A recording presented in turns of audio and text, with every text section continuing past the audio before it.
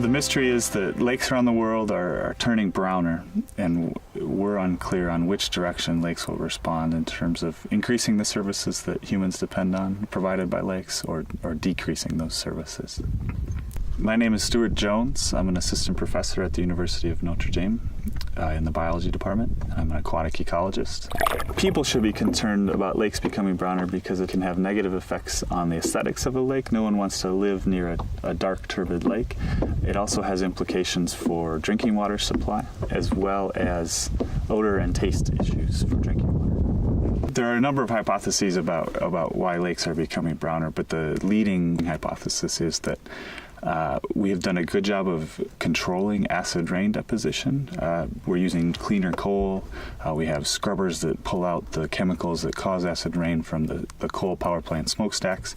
And so that acid rain deposition is reducing, and as a result the chemistry of the soil is changing, and it isn't holding on to the terrestrial carbon like it used to in the past 2, 3, 4 decades. And we're seeing that signal in lakes and rivers. We're seeing more of that brown terrestrial carbon in aquatic ecosystems as a result of that recovery in the landscape. Another hypothesis of why lakes are turning browner is related to climate change. Human activity has increased the carbon dioxide concentration in the atmosphere. This acts as a fertilizer to land plants. They use that carbon dioxide to grow. With more land plants, there's more carbon that can be washed into a lake, and as a result, lakes are turning browner.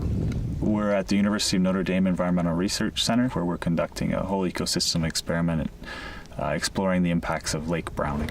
Long Lake is an especially useful lake for conducting whole ecosystem experiments. There's a shallow area in the middle that connects 2 deep basins, each about 40 feet in depth.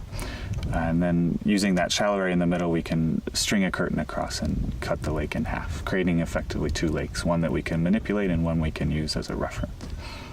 The way the water flows into this lake, one end will receive the majority of the carbon from the land, and we expect one half of the lake to double in its carbon concentration and the other to slightly decrease.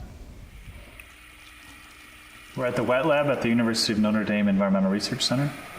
We're conducting a series of small-scale experiments to augment our whole ecosystem experiment on Long Lake. We're evaluating the feeding behavior of fish in response to manipulating the brown color of lake water. So we're using small prey fish in these experiments, and they eat even smaller plankton, little animals that live in the lake and eat algae.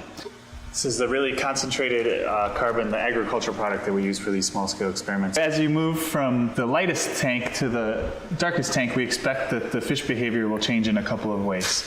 The response of fish to the increase in carbon concentration in lakes is important because fish are at the top of the food web in the lake, and they control all the things that happen below them.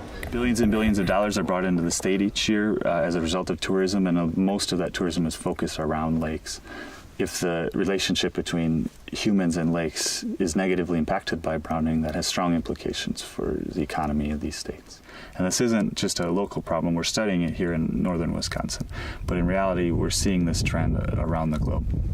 It's a mystery for science because we don't know even which direction the lake will respond to this environmental change. We don't know if we'll get an increase in fish production or the fish that are available for use as recreation and food, or we also may get a decrease in the production of fish or the amount of fish in the lake. Our whole ecosystem experimental approach is a unique one, and I think that is something that can be applied to any environmental problem. The problem is that ecosystems where we can do this scale of experimentation are fairly rare, but that's a benefit of working with the University of Notre Dame and the Environmental Change Initiative.